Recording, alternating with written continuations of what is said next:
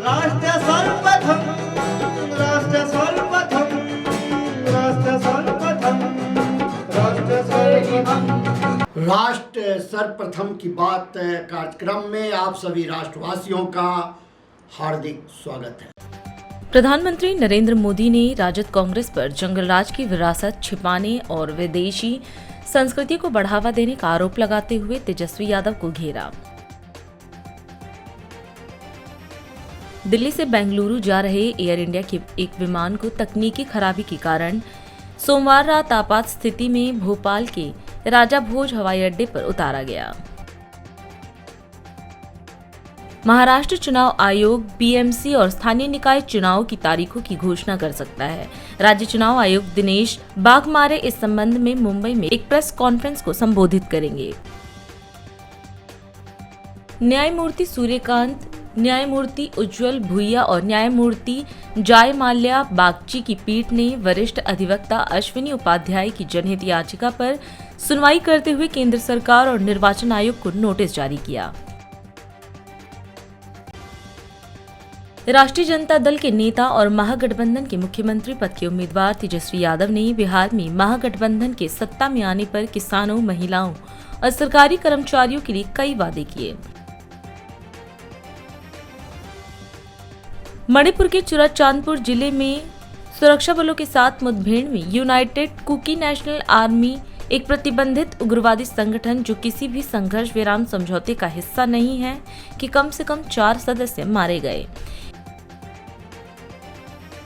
केंद्रीय गृह मंत्री अमित शाह ने जीविका दीदियों को 10,000 रुपए की धनराशि हस्तांतरित करने के समय को लेकर चुनाव आयोग से शिकायत करने पर राजद की आलोचना की। राष्ट्रीय राजधानी दिल्ली में वायु प्रदूषण एक गंभीर समस्या बनी हुई है। विभिन्न क्षेत्रों से सामने आ रहे हर दिन के आंकड़े सेहत बिगाड़ रहे हैं। जवाहरलाल नेहरू विश्वविद्यालय में छात्र संघ के चुनाव के लिए मतदान प्रक्रिया जारी। सेंट्रल पैनल के 4 प्रतिष्ठित पदों के लिए कुल 20 उम्मीदवार अपनी किस्मत आजमा रहे हैं। इसरो ने एक बार फिर से इतिहास रच दिया है। इस बार इसरो ने भारतीय नौसेना के लिए CMS-03 सैटेलाइट को सफलतापूर्वक लॉन्च कर यह कीर्तिमान रचा। प्रधानमंत्री नरेंद्र मोदी ने बिहार के कटिहार में एक जनसभा को संबोधित किया। इस दौरान उन्होंने कहा कि जनता के एक वोट ने बिहार को जंगलराज से सुशासन तक पहुंचाया है और अब आपका एक वोट बिहार को समृद्ध और विकसित बनाएगा। प्रधानमंत्री ने कहा कि विकसित बिहार के लिए एनडीए की डबल इंजन सरकार जरूरी है। उन्होंने राज्य में हुए विकास कार्यों का उल्लेख करते हुए वादा किया कि एनडीए सरकार बनने पर किसानों को 9,000 रुपए की सहायता दी जाएगी। अंत में उन्होंने जनता से एनडीए के पक्ष में मतदान की अपील की। इतनी बड़ी तादाद में जब आप आए हैं तो आपको मेरी एक बात याद रखनी है। आपका एक वोट, आपका एक वोट बिहार को जंगल राज से सुशासन राज में लाया है। अब आपका एक वोट बिहार को समृद्ध बनाएगा, बिहार को विकसित बनाएगा। बिहार में सुशासन की सरकार इसकी वापसी पक्का करेगा। बिहार में फिर से सुशासन सरकार। साथियों, बिहार की जनता राजनीति की पारखी है।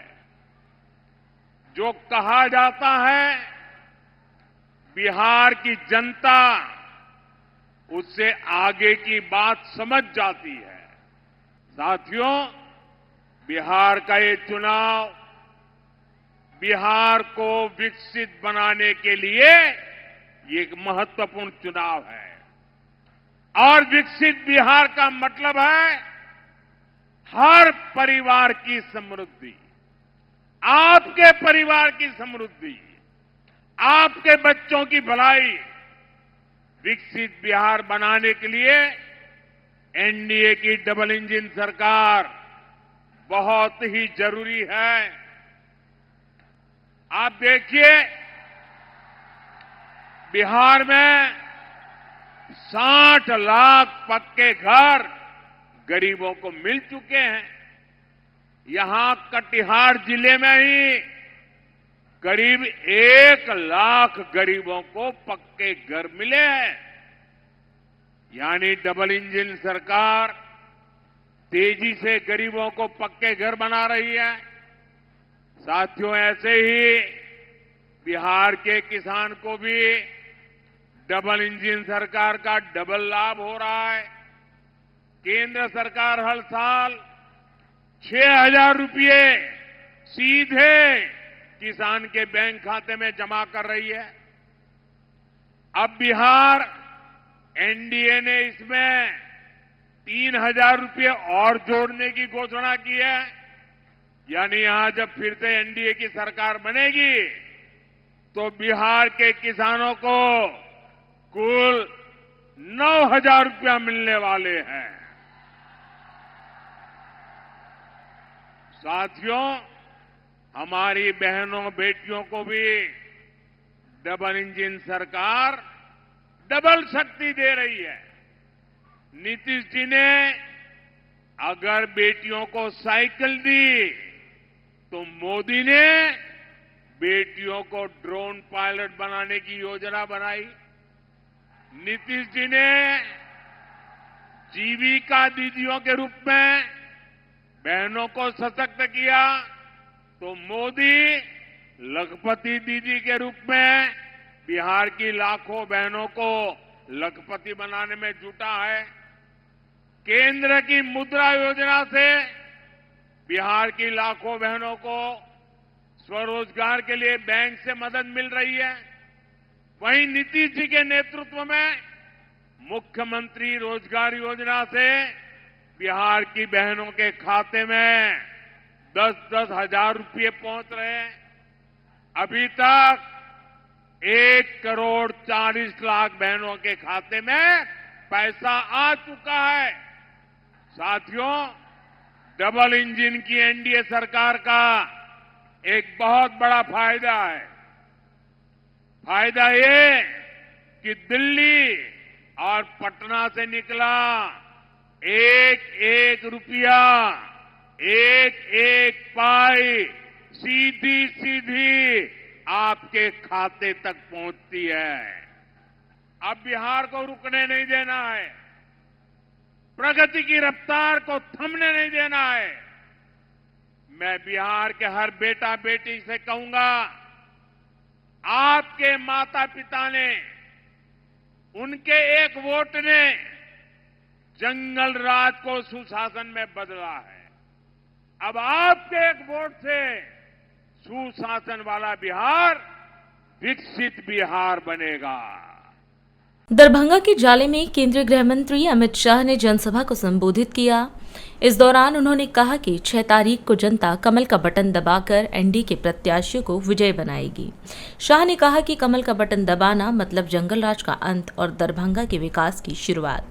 उन्होंने इंडिया गठबंधन पर जमकर निशाना साधा और प्रधानमंत्री मोदी के नेतृत्व में बिहार में हुए विकास कार्यों की सराहना की। साथ ही उन्होंने वादा किया कि एनडीए की सरकार बनते ही जीविका दीदियों के खातों में 2 लाख रुपए और डाले जाएंगे। भाइयों बहनों, सबसे पहले मां सीता की इस पवित्र भूमि को मैं प्रणाम कर कर मेरी बात की शुरुआत करता हूं। भाइयों बहनों, दरभंगा में आज चुनाव का आखिरी दिन है। आप सभी लोग 6 तारीख को कमल छाप पर बटन दबाकर हमारे तीनों प्रत्याशियों को जिताएंगे।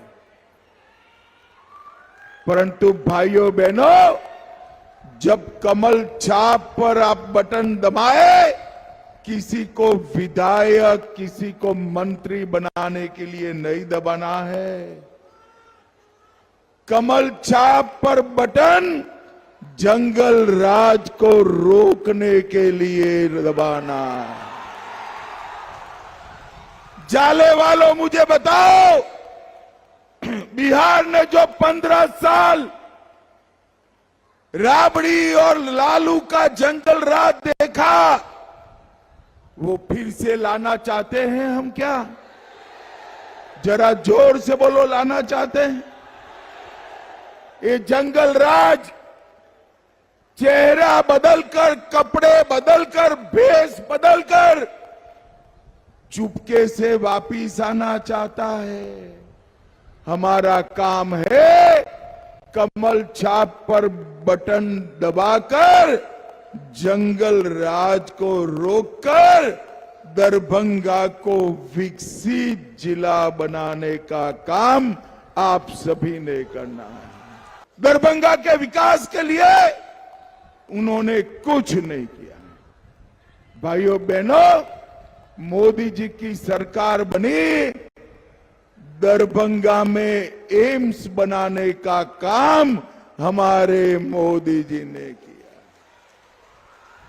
मिथिला, कोसी, तिरहुत, पश्चिम बंगाल के आसपास के इलाके, किसी को अब पटना और दिल्ली जाने की जरूरत नहीं पड़ेगी। कोई भी बड़ा इलाज दरभंगा एम्स में बना हो जाएगा, दरभंगा एम्स में। और भाइयों बहनों, अभी अभी मोदी जी ने दरभंगा में बिहार के दूसरे आईटी पार्क का लोकार्पण किया है। ये आईटी पार्क हमारे बिहार के युवाओं को नौकरी और रोजगार देने का काम करेगा। इससे पूरे मिथिला क्षेत्र में, पूरे मिथिला क्षेत्र में संभावनाओं के अंबार लगने वाले हैं। मोदी जी को आपने प्रधानमंत्री बनाया, मोदी जी ने राम मंदिर का भूमि पूजन भी किया और 24 में प्राण प्रतिष्ठा कर कर जय श्री राम कर दिया। और अब देखिए, अभी अभी पुनौरा धाम में 850 करोड़ रुपया से मां सीता का भी भव्य मंदिर बन रहा है।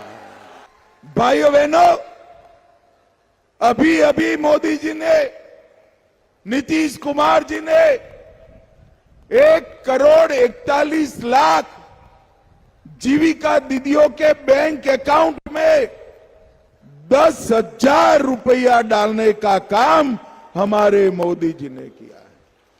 हमारे तीनों एमएलए को कमल छाप पर बटन दबाकर जिता दो, हम 5 साल में जीविका दीदी के अकाउंट में और 2 लाख रुपया डालने का काम करेंगे। हम बिहार के अंदर हर जिले में कौशल विकास केंद्र बनाएंगे। हर जिले में एक नई फैक्ट्री और बिहार में 10 नए औद्योगिक पार्क बनाएंगे और यूपी और तमिलनाडु की तरह बिहार में भी डिफेंस कॉरिडोर बनाने का काम नरेंद्र मोदी जी करने वाले हैं। बिहार के मोहिउद्दीन नगर में जनसभा को संबोधित करते हुए उत्तर प्रदेश के मुख्यमंत्री योगी आदित्यनाथ ने कहा कि उन्होंने बिहार के नौजवानों की प्रतिभा को करीब से देखा है। मुख्यमंत्री ने बताया कि 20 वर्ष पहले बिहार अपनी पहचान के लिए मोहताज था, लेकिन मुख्यमंत्री नीतीश कुमार के नेतृत्व में सुशासन का दौर शुरू हुआ।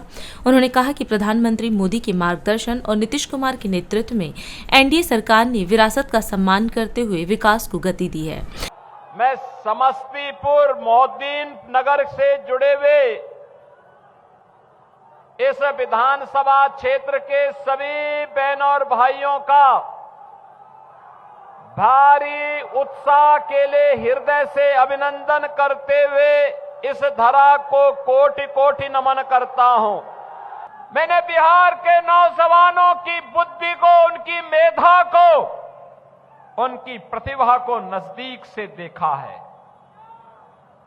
देश और दुनिया के अंदर जहां कहीं भी बिहार का नागरिक गया है उसने अपनी मेधा से, अपनी प्रतिभा से उस क्षेत्र को समृद्ध बनाने में अपनी पूरी की पूरी ऊर्जा लगा दी। लेकिन बहनों और भाइयों, बिहार आज से 20 वर्ष पहले अपनी पहचान के लिए मोहताज हो गया था। बिहार को उसकी पहचान के लिए मोहताज कराने वाले लोग कौन थे? ये वही लोग थे जो आज बड़े बड़े दावे कर रहे हैं, बड़ी बड़ी घोषणाएं कर रहे हैं। इन लोगों ने नौजवानों के अधिकारों पर, नौजवानों के रोजगार पर डकैती डाली थी। इन लोगों ने गरीबों के हकों को छीनने का प्रयास किया था। बिहार के लोगों ने 20 वर्ष पहले एनडीए के नीतीश बाबू को चुनाव जिता करके भेजा। सुशासन का जो दौर बिहार के अंदर प्रारंभ हुआ, अब बहनों और भाइयों, सुशासन पे एक मजबूत इमारत बनाने के लिए इस बार एनडीए फिर से आपके पास आया है। आज बिहार के अंदर क्या नहीं है? कनेक्टिविटी है, सड़क की, रेलवे की, एयर कनेक्टिविटी है, और एयर कनेक्टिविटी के साथ ही बहनों और भाइयों, इनलैंड वाटरवे यानी जल मार्ग की भी सुविधा बिहार के अंदर प्रारंभ हो गई है। बिहार के विकास को भारत के विकास के साथ जोड़ करके आगे बढ़ाना है। बिहार के नौजवानों के लिए बिहार के अंदर ही नौकरी और रोजगार की सुविधा उपलब्ध करवानी है।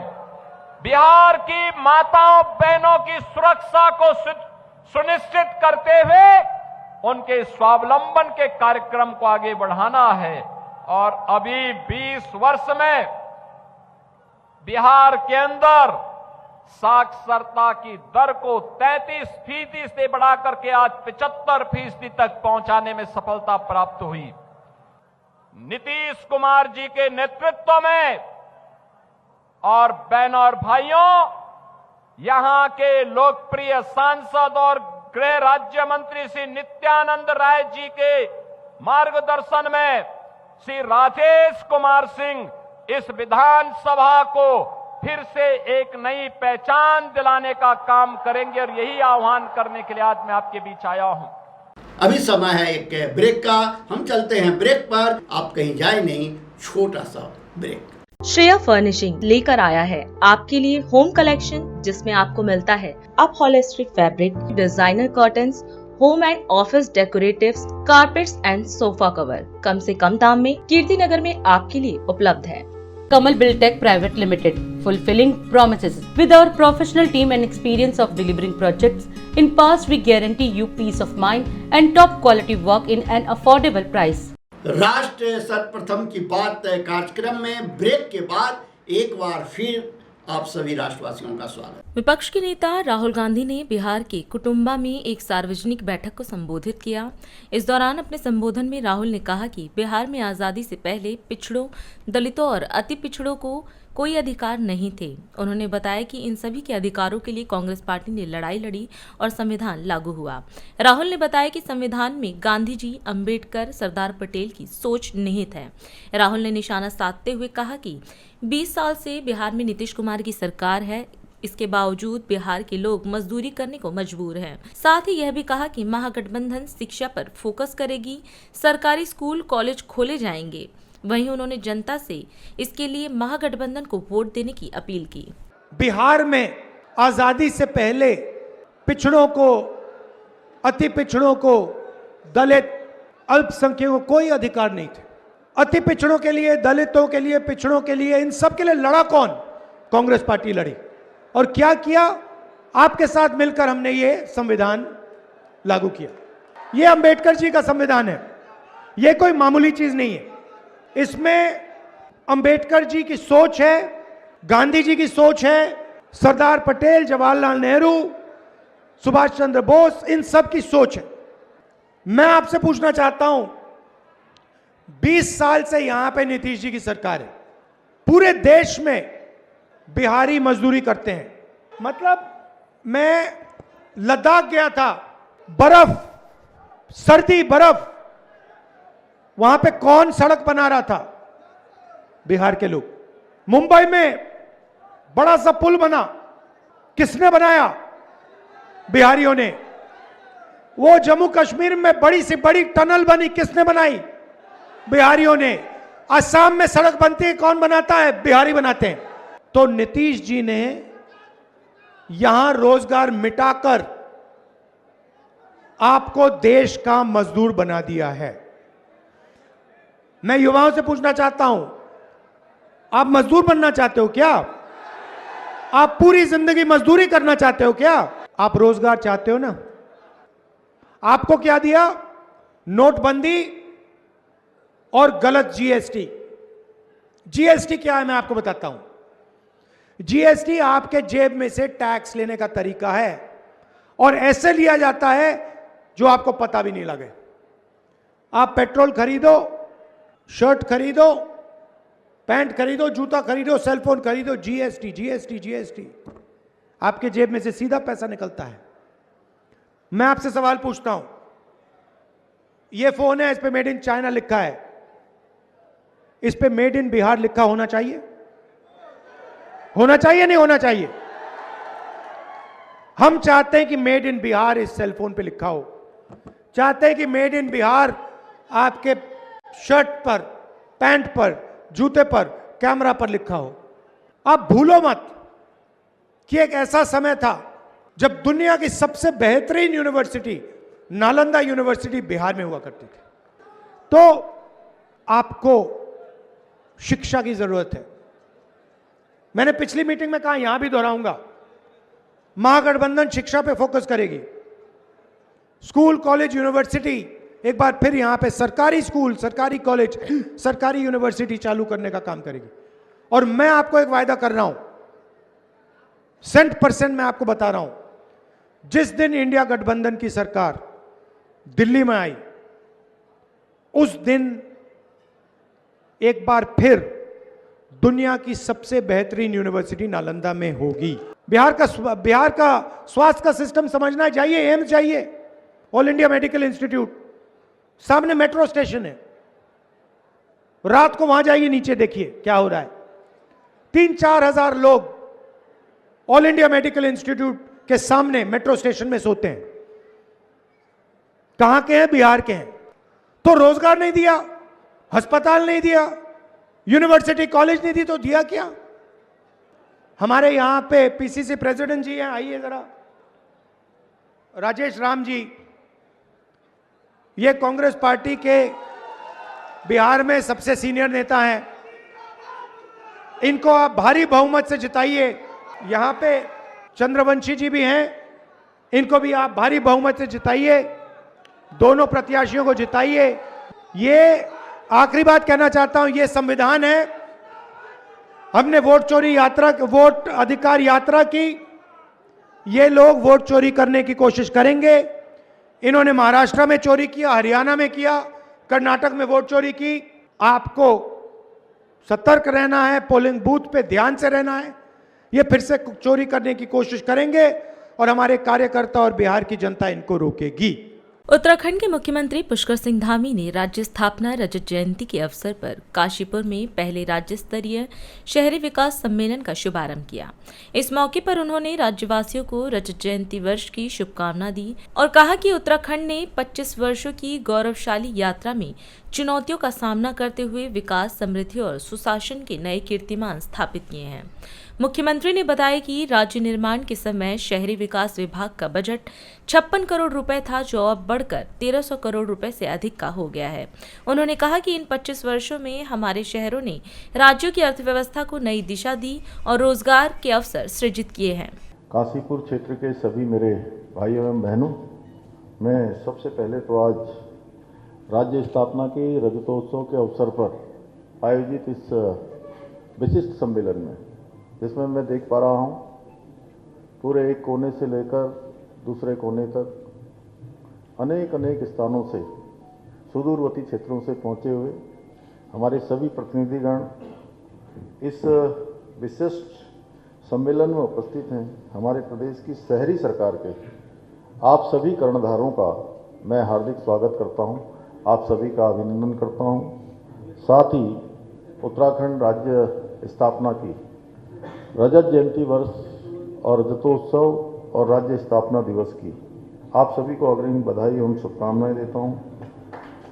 इस अवसर पर जहां हमारी शहरी क्षेत्रों के विकास की जिम्मेदारी जिनके कंधों पर है, ऐसे प्रतिनिधियों के बीच में मैं उत्तराखंड राज्य निर्माण में अपना सर्वस्व न्यौछावर करने वाले हमारे सभी ज्ञात अज्ञात अमर बलिदानियों और राज्य आंदोलनकारियों को भी सत सत नमन करता हूं। साथ ही ये हम सभी के लिए अत्यंत गर्व का विषय है कि हमारा गौरवशाली राज्य अनेक चुनौतियों का सामना करते हुए, अनेक उपलब्धियों को हासिल करते हुए 25 वर्ष का समय पूरा कर रहा है, 25 वर्ष पूरे करने जा रहा है। और राज्य निर्माण के प्रारंभिक वर्षों में जब हमारे शहर अपने स्वरूप में ढल रहे थे, तब हमारे निकायों के सामने बुनियादी सुविधाओं के साथ साथ आवश्यक संसाधनों का भी अभाव हुआ करता था। साथ ही राज्य की भौगोलिक परिस्थितियों और बार बार आने वाली प्राकृतिक आपदाओं ने भी विकास कार्यों को अत्यधिक प्रभावित किया। परंतु इन 25 वर्षों की इस गौरवशाली यात्रा में हमारे राज्य ने इन सभी चुनौतियों का सामना करते हुए विकास, समृद्धि और सुशासन के नए कीर्तिमान स्थापित किए हैं। मेरा हमेशा से मानना रहा है कि यदि हमारे राज्य की आत्मा गांवों में बसती है तो शहरों में हमारे नागरिकों के सपने और आकांक्षाएं आकार लेते हैं। इसी सोच के साथ हमने शहरी विकास को अपनी प्राथमिकताओं के केंद्र में रखा है। मुझे प्रसन्नता है कि आप सभी हमारे शहरों में न केवल बुनियादी सुविधाएं जनता तक पहुंचाने का काम कर रहे हैं, बल्कि शहर की दिशा और दशा तय करने में भी अपनी बहुत महत्वपूर्ण भूमिका आप सब निभा रहे हैं। आपके निरंतर प्रयासों और समर्पण के कारण ही आज हमारे नगर स्वच्छता, सड़क व्यवस्था, पेयजल आपूर्ति, जन कल्याण जैसे अनेक क्षेत्रों में आज प्रगति निरंतर कर रहे हैं। मैं इन सभी उत्कृष्ट कार्यों के लिए, जिसमें आप सभी सहभागी हैं, सम्मिलित हैं और आपका सराहनीय योगदान है, उसके लिए आप सबको बधाई देता हूं और आशा करता हूं कि आगे भी आप इसी प्रकार से, इसी निष्ठा से, इसी समर्पण से, इसी जनसेवा के भाव से इन सेवा के कार्यों का, अपने दायित्वों को आगे बढ़ाते रहेंगे। भाइयों बहनों, पिछले 25 वर्षों में उत्तराखंड का स्वरूप तेजी से बदला है। जहां राज्य स्थापना के कालखंड की अगर मैं बात करूं 2001 में, तो हमारी जनसंख्या लगभग 16% थी शहरी क्षेत्रों में। वही आज ये बढ़कर 36% से अधिक हो चुकी है। यही नहीं, राज्य गठन के समय हमारे यहाँ केवल 63 स्थानीय निकाय थे और देहरादून एकमात्र नगर निगम हुआ करता था। लेकिन आज हमारे राज्य में 160 नगरीय निकाय और 11 नगर निगम हमारे शहरों के विकास और नागरिकों को बेहतर सुविधाएं उपलब्ध कराने के लिए निरंतर आप सबके मार्गदर्शन में, आप सबके नेतृत्व में काम कर रहे हैं। राज्य निर्माण के समय शहरी विकास विभाग का बजट जहां केवल 56 करोड़ रुपए था, वहीं आज ये बढ़कर 1300 करोड़ रुपए से भी अधिक हो गया है। इन बीते 25 वर्षों में हमारे शहरों में न केवल राज्य की अर्थव्यवस्था को नई गति प्रदान की है, बल्कि रोजगार और स्वरोजगार के भी अनगिनत अवसर भी सृजित किए गए हैं। और अधिक खबरों के लिए आप हमारे YouTube चैनल दैनिक इंडिया दर्पण को अभी सब्सक्राइब करें और नोटिफिकेशन के लिए बेल आइकन को प्रेस करना ना भूलें। आज हम इस कार्यक्रम में आपसे विदा लेते हैं। आप अन्य खबरों के लिए बने रहे। राष्ट्र सर्वप्रथम, वंदे मातरम, जाग उठा है भारत। राष्ट्र सर्वप्रथम, राष्ट्र सर्वप्रथम।